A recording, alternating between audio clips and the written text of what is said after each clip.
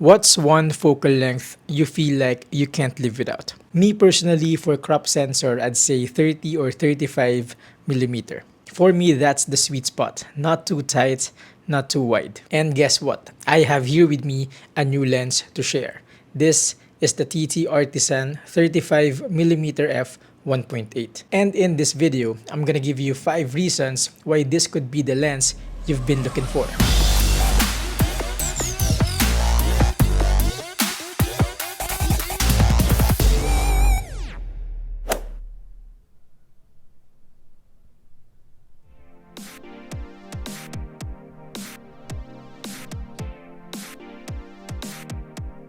Before anything else, I would like to officially welcome you to my channel.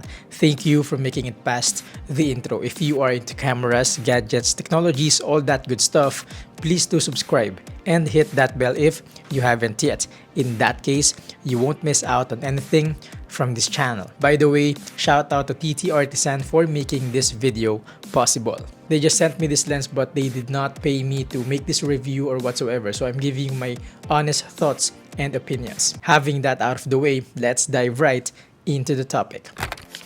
This lens is absolutely compact and lightweight. And I don't know about you, but at this day and age, that will always be an advantage. It's a small and lightweight, hence very ideal for on-the-go situations. As a matter of fact, for the past weeks, this, together with the Sony A6700, has been my everyday carry setup. And I am telling you, I couldn't be happier. I love that even when I'm in public places, it's not shouting and getting much attention due to its small form factor, like for real. This lens, believe it or not, has some sharpness to it. May not be as sharp as compared to more expensive lenses, but I'd say it's totally acceptable. Especially if you're primarily posting on socials, it really is more than enough. May it be for photo or video, I can without a doubt do a lot of contents using this lens, like for real. And just to share, when I posted few shots on this lens, people loved it, both on Instagram and on Facebook. They couldn't believe actually that I took them not on a Sony lens, not even on a Sigma lens. Great job, Ttartisan. This lens can go as wide as f1.8 aperture. Thus, you can expect to achieve that creamy, licious bokeh effect in your shots. And believe me, that's what I do. I built my portfolio from the ground up by simply separating the subject from the background, like in most, if not all, of my shots. That has been my style. And so far, it has been so great for me. It seems people are liking it. So yeah. Another thing about it having fast aperture, it's totally usable even in low light situations. And to some people, that is a big deal. Because not all the time you have the proper lighting, yet you still have to shoot. And I'm telling you, f1.8 is very ideal in those kinds of situations. By the way, if you reach this point and still not yet a subscriber, could you give me some love by subscribing and hitting that bell already? That would really mean the world to me. Thank you. Back to the video. This lens has decent autofocusing performance. This may be a surprise to some since Ttartisan is known for their manual lenses. But yeah, this is an automatic lens. In fact, this is probably their second lens that has an automatic focusing. The first one was the 27mm f2.8. I have a review of that also. You can watch that after this video. In any case, this 35mm identifies and tracks the subject very well. As you know me, I love taking candid shots. Hence, subjects are 80 to 90% of the time in motion. And I'd say 7 out of 10, this lens nailed the perfect focus. Not bad, really. Nonetheless, let's do the YouTube mandatory autofocusing test.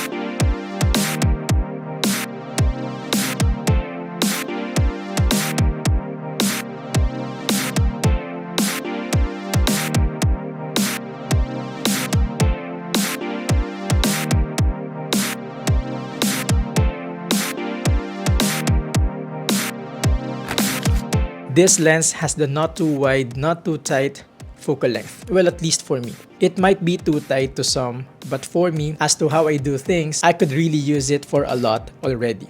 This is what it looks like if you use it for talking head videos. I actually love this framing.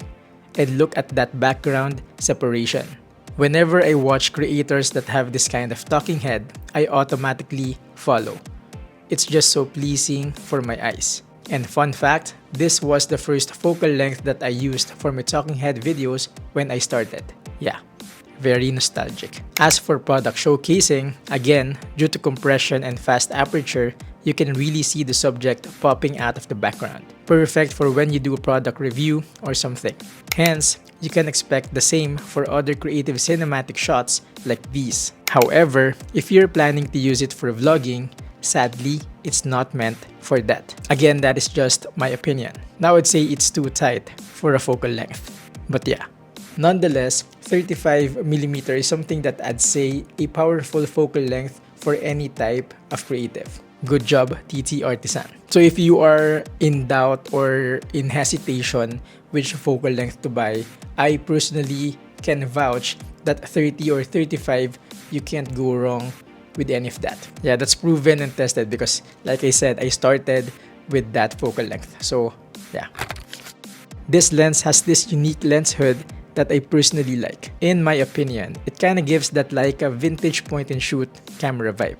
You know what I'm saying? Thus, pairing it up with the right strap, it looks really amazing, at least for my taste. However, once you put it on, you can't use the lens cap anymore, unless you're willing to attach and detach both of them every single time. For my use cases, it's pretty much fine. I mean without the lens cap. So far, I have no concerns or whatsoever about it. Again and again, I just love how it looks like with the lens hood on.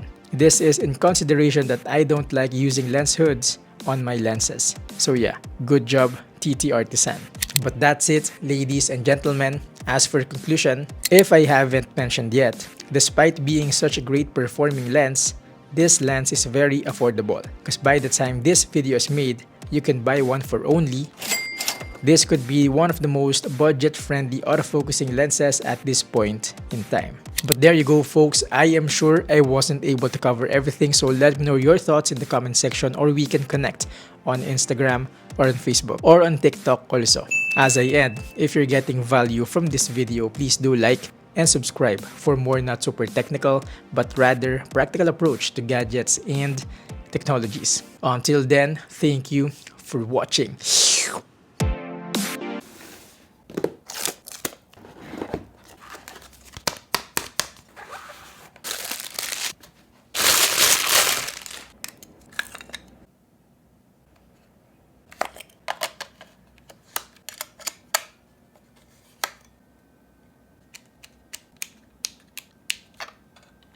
However, if you are planning to use it for vlogging,